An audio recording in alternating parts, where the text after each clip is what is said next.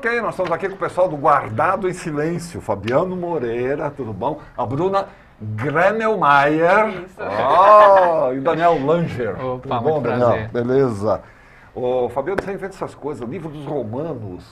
Explica o que é o livro dos Romanos. O livro dos Romanos é um livro do Novo Testamento. Novo Testamento. Uma carta escrito por Paulo, escrito né? por Paulo, ao pessoal que estava vivendo em Romanos lá no século... que estava vivendo em Roma no século I. É. E ele traz um estudo bastante aprofundado sobre o Evangelho. Então ele traz toda a problemática da humanidade que vem desde lá, e tem algumas que até hoje persistem. Depois ele fala sobre o olhar de Deus para essa problemática e depois dá soluções práticas do Evangelho para que essa problemática possa existir de uma maneira agradável entre a sociedade, e o povo. O Paulo era judeu. Sim, sim. Né? Quer dizer, ele via a situação do povo daquela época. Ele se apropriou muito da história do povo judeu para enxergar, através de Jesus, o que o Evangelho estava querendo dizer. Porque o povo judeu, de uma certa forma, não entendeu a presença de Jesus em loco, né, quando esteve na Terra. E aí ele traz isso com as lentes de Deus do Antigo Testamento para aquilo que Jesus veio querer trazer para a humanidade. Para a humanidade, então, e é muito isso que a gente aproveita da Bíblia para a composição das peças. Então a gente retira essa lente de que Paulo traz ali dentro dos ensinamentos do Evangelho para o povo e desloca ela até um fato histórico. Então, que é o Holocausto. O Holocausto. Então, desde que nós começamos com o trabalho da companhia, já com o Gálatas ele foi uma peça que ele trouxe em loco mesmo a história, porque a gente trouxe o próprio século I sendo um momento histórico a ser estudado, junto com os ensinamentos que aconteciam lá na mesma época. Na mesma época. Agora não, agora você deslocou para um caso mais contemporâneo, vamos dizer assim, né? Bem contemporâneo. E assim, o que foi interessante nesse processo todo, Atílio, foi que a gente percebe que é um problema que houve na humanidade, é uma memória muito viva ainda, que acontece, né, e muito mal explicada. Então, quanto mais você fuça dentro da pesquisa e do fato, mais coisas você vai encontrando que não foi tão evidente. Tem muito livro, tem muito filme, tem muitas... Sim, é um tema recorrente. Quando eu comecei a pesquisar isso, eu assisti uns 20 filmes. Tem filme, tem Pijama Listrado, tem A Lista de Schindler, e tem outros, assim, pormenores, mas que sempre traz alguma essência. E a gente se aprofundou muito num pastor que vivia ali na época do Holocausto, que é o Dietrich Bonhoeffer.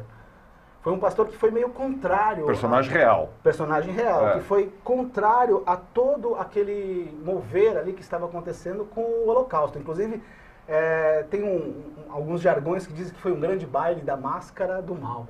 Né? Porque vinham com bandeiras e vinham com um monte de apetrechos e propagandas e tal, mas por trás era algo maquiavélico. Maquiavélico que estava sendo... E ele percebeu isso, porque de uma certa forma, o próprio Hitler se apropriou de algumas coisas da Bíblia para poder ter a igreja também debaixo da sua...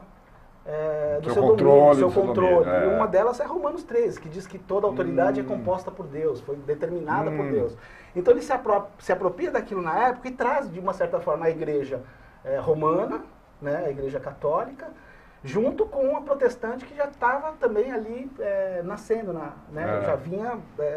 É curioso como esse tipo de apropriação da figura de Deus, ou da imagem de Deus, ou, né, da simbologia de Deus, é recorrente em várias sociedades também, né? Sim. Por exemplo, é comum se dizer que os chás e as autoridades árabes são descendentes também de Deus, de Alá, né? Tem essa coisa muito comum, né? Isso vem da história de Isaac e Esaú, né? Exatamente, vem lá de trás. Vem de lá de trás. Então, ali que houve a divisão. Então, os árabes também são, de uma certa forma, da descendência do povo escolhido por Deus.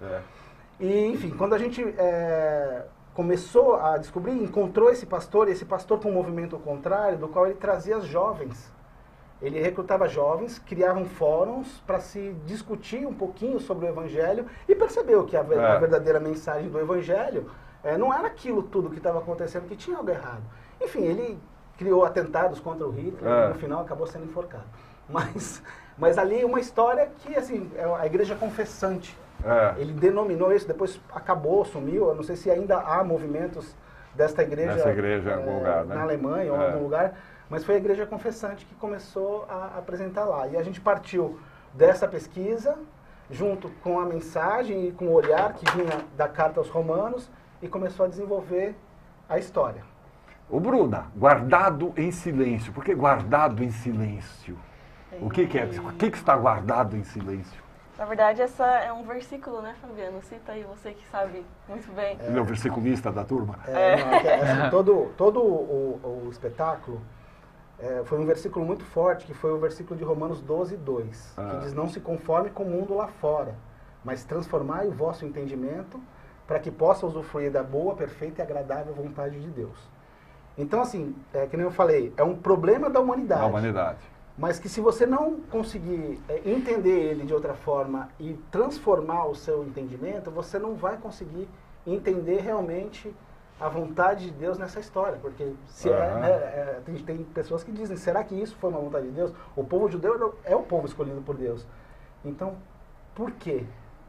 E o transformar do entendimento que foi nos motivando para ir desenvolver todas as ações, todos os conflitos, todas as questões pertinentes à história que a gente estava criando de ficção. E aí lá no último versículo, quando está chegando lá no final, tem um versículo que diz assim: ora, aquele que é poderoso para testemunhar esse evangelho, que ficou guardado em silêncio por tempos eternos. Ficou guardado em silêncio por tempos eternos.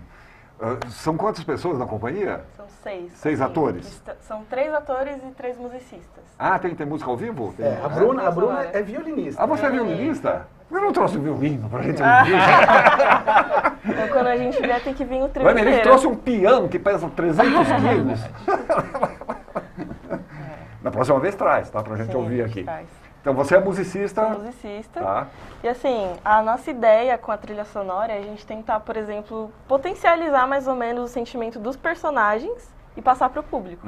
Então assim, se a gente tem uma cena mais tensa, a gente tenta passar isso com a música.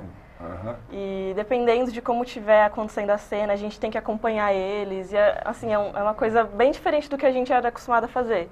De trabalhar com pessoas ali atuando e a gente tem que estar o tempo todo acompanhando eles. Agora, que música é essa? A gente tem um compositor que ele fez especialmente a trilha para a nossa peça.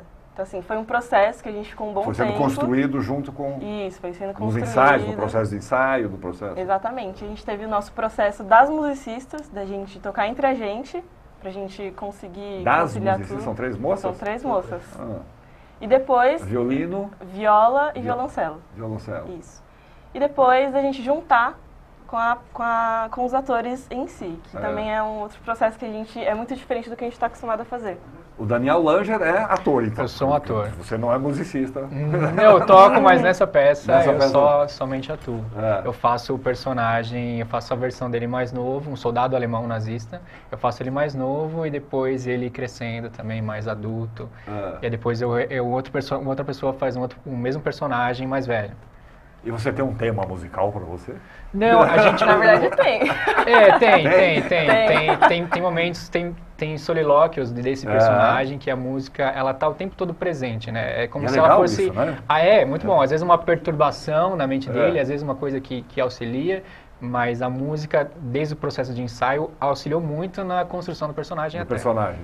A gente tem umas fotos aí, acho que tem, deixa eu ver. Tem fotos aí do Guardado em Silêncio que vão estrear amanhã, na verdade. Amanhã. Né? Essa é uma foto. O que você usa ali de cenário? São tapumes? O cenário, o Thiago Martins, que é o nosso cenógrafo, ele buscou algo que venha do construtivismo. Então ele montou a proposta de cenário dele trazendo a ideia do construtivismo russo. E aí são 2 janelas, uma parede e uma porta.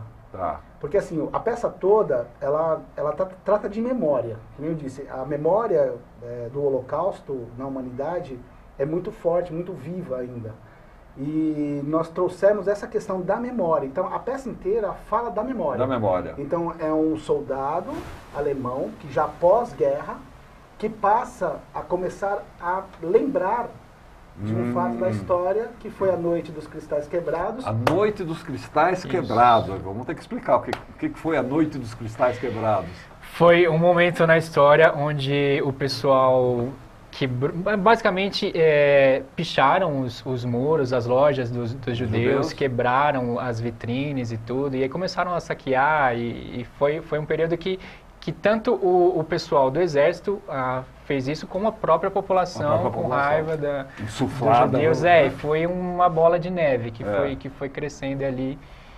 Foi um dia fatídico ali que marcou o período nazista. O início do Holocausto. O início do Holocausto, né? Foi quando Hitler determinou, junto com toda a cúpula dele, que era para os soldados entrarem nas cidades e quebrarem todas. Invade, quebra loja, saqueia. Então, marcou esse início. Então, ele depois, né, pós-guerra, ele começa a se lembrar dessa noite e se lembra da sua vizinha, que era judia, e que foi levado pelos nazistas sem ele ter ação nenhuma sobre aquilo.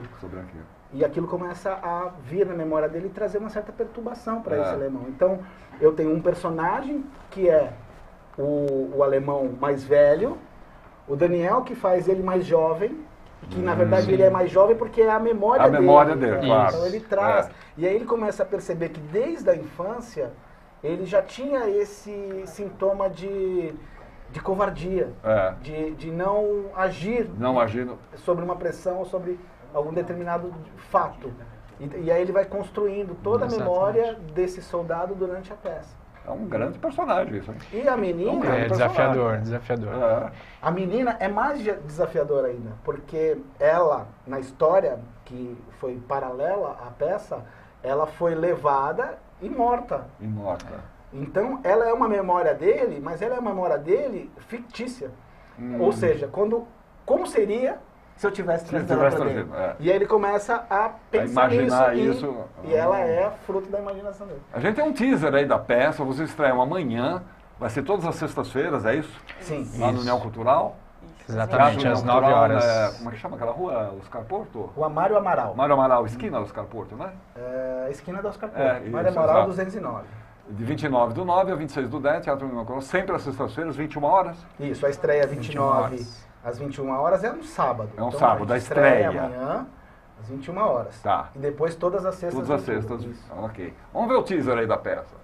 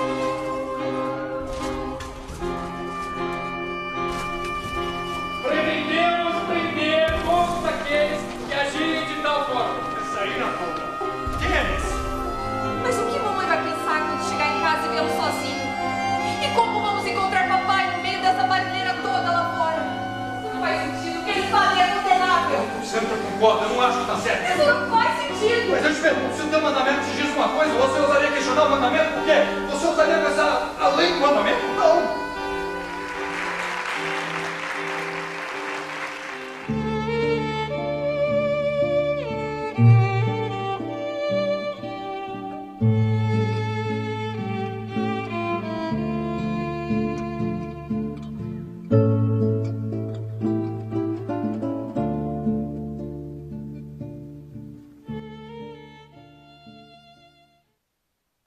É forte, hein? E a música é linda. Linda mesmo. Então, estreia amanhã, sábado. Às 21 horas. 21 horas. Depois, todas as sextas do mês de outubro, 21 horas, Teatro União Cultural, na Mário Amaral, esquina da Coronel Oscar Porto. bilheteriaexpress.com.br, para quem quiser informações ou adquirir o ingresso. E você tem o Facebook, Cia Alvo. Lá você tem informações como fazer contato e tudo mais. Fabiano, sucesso para vocês, né? Obrigado, Atílio. Bruna Grenelmaier. Muito obrigado, Atílio. Bruna, até a próxima. Obrigado, gente.